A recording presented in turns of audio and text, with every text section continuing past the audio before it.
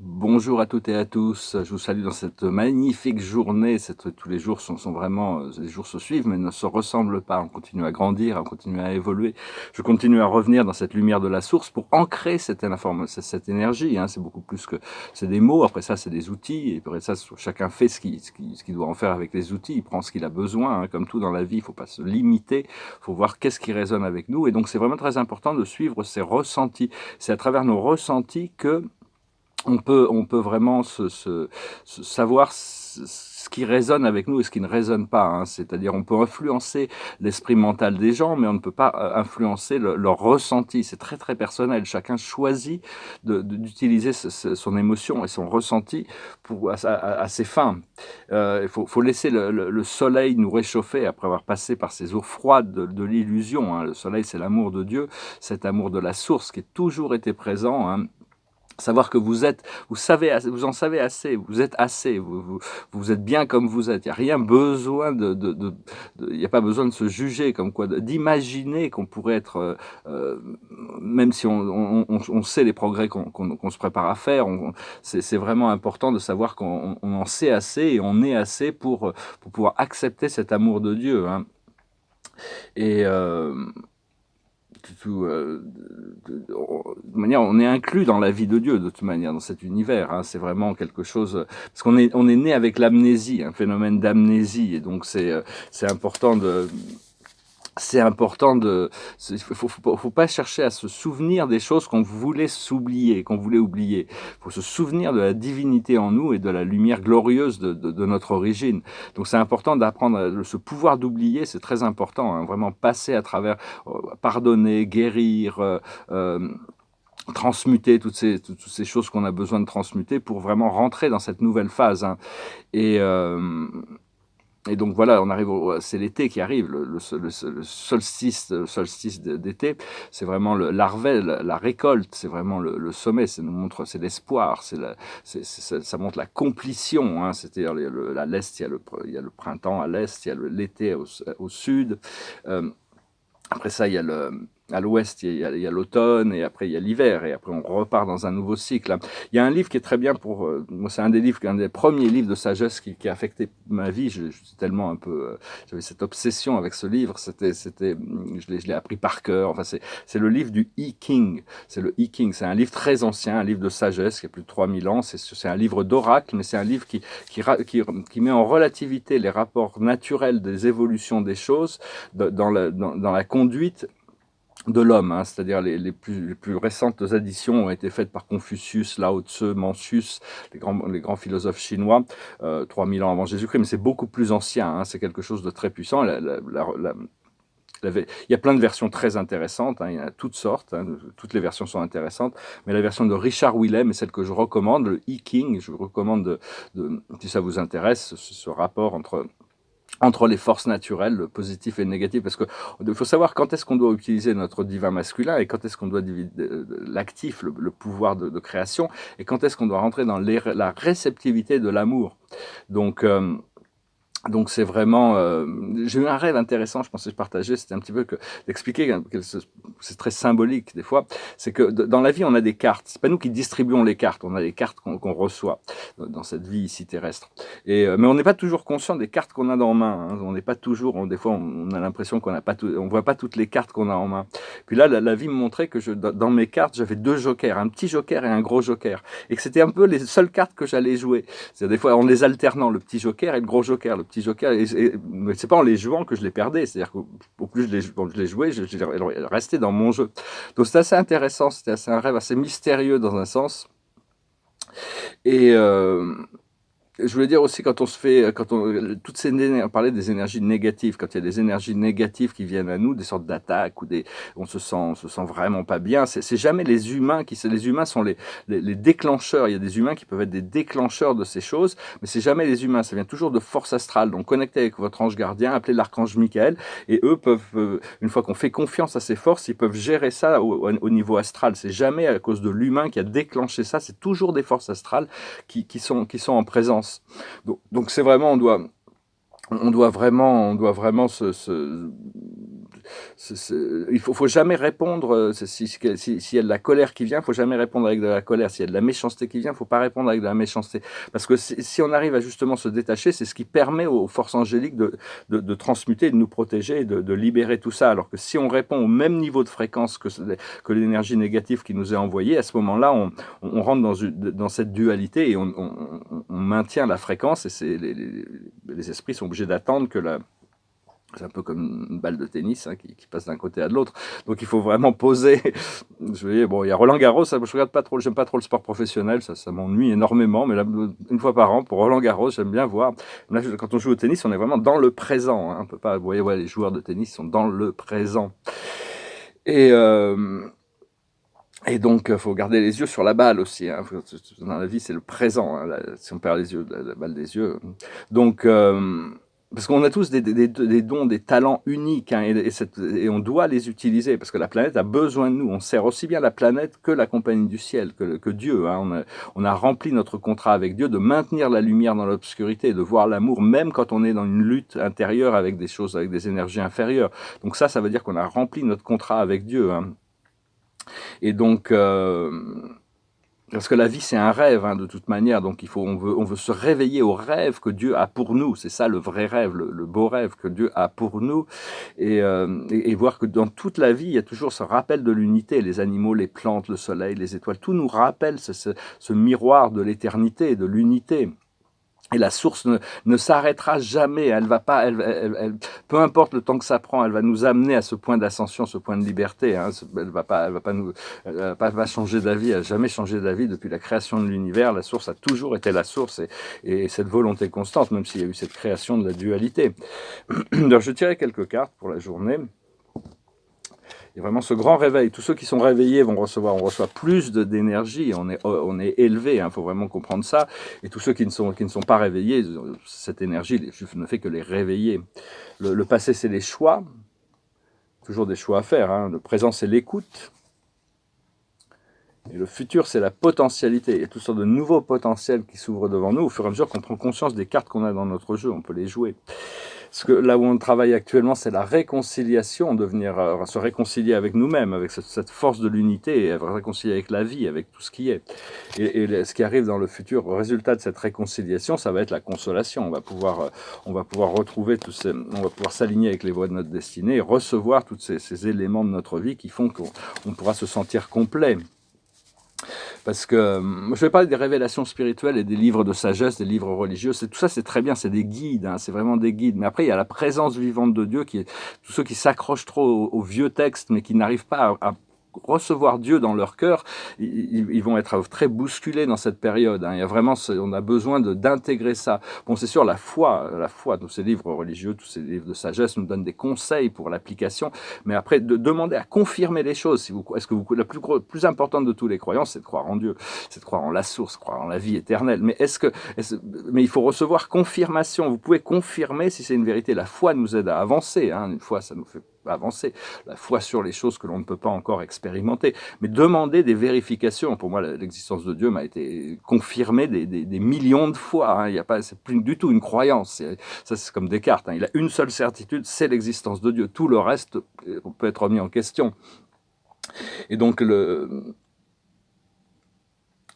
c'est vrai, parce que c'est vraiment, au plus on connecte, on connecte avec cette divinité intérieure, au plus on réalise que notre vie est sacrée. Notre vie, tout appartient au divin en réalité, mais c'est à travers la réalisation de notre divinité que l'on peut sanctifier la réalité des choses, même si des fois on n'est pas conscient. Notre esprit le sait, les choses nos intentions, hein. Connaît nos intentions. Savoir que c'est bientôt la fin de cette crise du corona, ça nous aura servi à remettre en question notre mode de vie. Ça a été très important, hein. Ça a été, même si bon, c'est un show d'amateur, hein, masque. Si on est en vélo, les virus, ils ont peur, ils s'éloignent au fur et à mesure quand quelqu'un passe en vélo, mais s'ils posent le vélo, ils nous attaquent, on est en danger mortel. Ou si on a une bouteille d'eau à la main, ils ont peur, ils s'éloignent et tout. Mais par contre, si on est dans un bus, là, ils sont dangereux, il faut absolument boucher les oreilles, les yeux, le nez, la bouche. Enfin bon, ça c'est juste c'est complètement absurde, hein. Puis il y avait des gens qui vont créer des maladies à cause de cette masse. Donc c'est bien de continuer à respirer. Si on vous dit de le mettre, vous le mettez. Puis quand il vous dit, mais respirez, hein, respirez. Il n'y a pas de danger. Puis en plus il y a la lumière du soleil. Il y a des photons extrêmement purificateurs qui viennent du soleil. Et donc si on peut pas les inspirer, on ralentit tout notre progrès, hein. Donc pensez à respirer cette lumière. Et parce que l'ascension, elle est vraiment en train de se passer, hein. C'est juste que les médias sont encore contrôlés et donc il y a une masse de population qui croit encore à toute cette peur, qui sont tyrannisés par les médias. Mais ça va pas durer très très longtemps, hein. Savoir que les portes de l'ascension se trouvent derrière nos peurs. C'est des choses qui nous font peur sont les points de liberté. Si on arrive à dépasser cette peur, le fait d'avoir du courage ne veut pas dire de ne pas avoir peur, ça veut dire d'y aller quand même malgré la peur, hein. Et d'être original, hein, c'est pas la peine d'essayer de copier quelque chose, c'est de trouver votre originalité dans les choses. Même si on est différent, on n'est pas toujours accepté pour notre différence. C'est vraiment l'authenticité, hein. Il y a toutes sortes d'authenticité, c'est très important, l'authenticité, l'originalité. Et voilà, je venais vous saluer aujourd'hui. Je vous remercie d'aimer, de partager, de commenter, de souscrire. Je vous remercie pour vos donations. Si vous voulez une session privée, vous pouvez m'envoyer un email. Et donc, je tire encore quelques cartes. La plus haute sagesse, c'est les fondations solides. On a créé des fondations solides. Il faut continuer à créer ces fondations solides, cet ancrage à l'intérieur de nous. Ce qu'il faut comprendre, c'est l'être équitable, c'est d'être transparent, d'être juste. C'est de continuer à garder les choses en balance, en paix. Ce qu'il faut faire, c'est la nouvelle vie. On a cette nouvelle vie qui arrive, hein. Elle est prête, la nouvelle vie. C'est vraiment. Et l'aboutissant, c'est l'orphelin. C'est se reconnecter à la source, retrouver notre place dans le monde, se réintégrer, hein. Même si on passe encore par des flots, des fois où on est un peu vidé de notre énergie, ça passe très vite, hein. Faut pas s'en inquiéter. Il peut arriver qu'on passe par des moments où vous vous sentez vide d'énergie, hein. C'est parce qu'il y a quelque chose d'autre qui arrive. Il y a besoin de vider le conteneur pour qu'il puisse être rempli. Savoir que Dieu est la source, c'est jamais une fin, c'est toujours un début, c'est toujours un début. Et bon, chaque fois qu'on trouve un nouveau niveau, chaque fois qu'il y a une fin, c'est toujours, en réalité, c'est pas la fin qui compte, c'est le nouveau départ. Savoir que bon, tout a été créé, tout a été créé, et tout est amour et tout est un en réalité, hein. C'est vraiment revenir à cette connaissance, savoir que bon, on a réussi à maintenir cette lumière malgré toute cette obscurité qui était autour de nous. Donc la mission à ce niveau-là est remplie. La méditation, le repos, le lâcher prise, c'est vraiment l'outil qui permet de connecter avec la source, de connecter avec le monde invisible, hein. Donc continuez ça. Bon, personnellement, je me prépare pour faire une super fête avec mes guides, avec les anges, et puis avec tous les humains qui font partie de cette fête. Mais enfin bon, en réalité, là-haut aussi, ils préparent une fête, hein, pour nos retrouvailles, hein. C'est une sorte l'ascension, c'est se retrouver avec toutes sortes toutes nos entités, notre famille d'âme, nos guides. C'est une relation, c'est une connexion familiale, hein, avec des êtres avec qui on est profondément connecté. Et donc, je voulais aussi dire que les mémoires, une fois qu'elles sont équilibrées, c'est comme une mallette pleine de trésors, hein. C'est vraiment une librairie avec plein de trésors une fois qu'elles sont équilibrées. Parce que déjà, on a la connexion à tous les gens pas seulement qu'on a rencontrés, mais qu'on a vus, il suffit de les avoir vus pour avoir cette connexion d'âme. Mais il y a tous ces endroits qu'on a visités. Et ça, on peut rappeler les mémoires. Et des fois, les mémoires se rappellent à nous.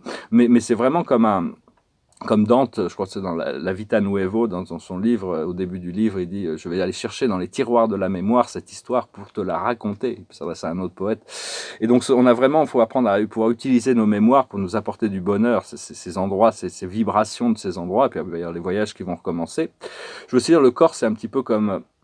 On a des milliards de cellules, hein, comme on est une cellule dans l'univers, et l'univers est une cellule à l'intérieur de Dieu. Mais si on a mal dans une cellule au bout du doigt, tout le corps est affecté. C'est pareil pour Dieu, hein. Dieu ressent toutes les choses comme une partie intégrale de lui-même. Et donc, même cet univers n'est qu'une cellule à l'intérieur de quelque chose de beaucoup plus grandiose, de Dieu. Et donc, même notre corps physique n'est qu'une cellule à l'intérieur de notre âme, à l'intérieur de notre esprit. Et donc, tout ça, on est beaucoup plus que ce que l'on peut penser. Donc, je vais juste continuer à vous encourager à connecter avec cet amour, cette lumière, cette sagesse à l'intérieur. Lâcher prise sur le mental pour pouvoir connecter à ce monde des ressentis de plus en plus. Donc voilà, je vais faire chanter cette chanson qui s'est imposée un peu dans ma tête ce matin. C'est une chanson américaine d'un groupe qui s'appelle America. It goes like this.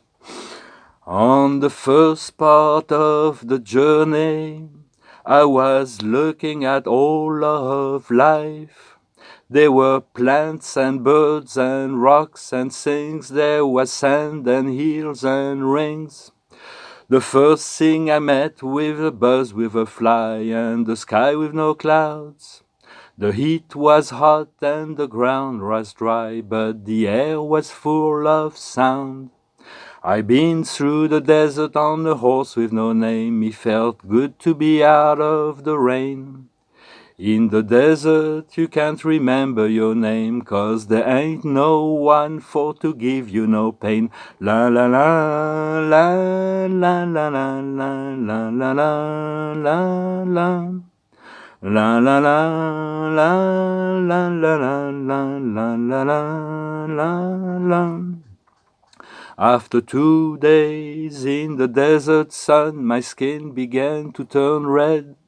After 3 days in the desert fun, I was looking at the riverbed.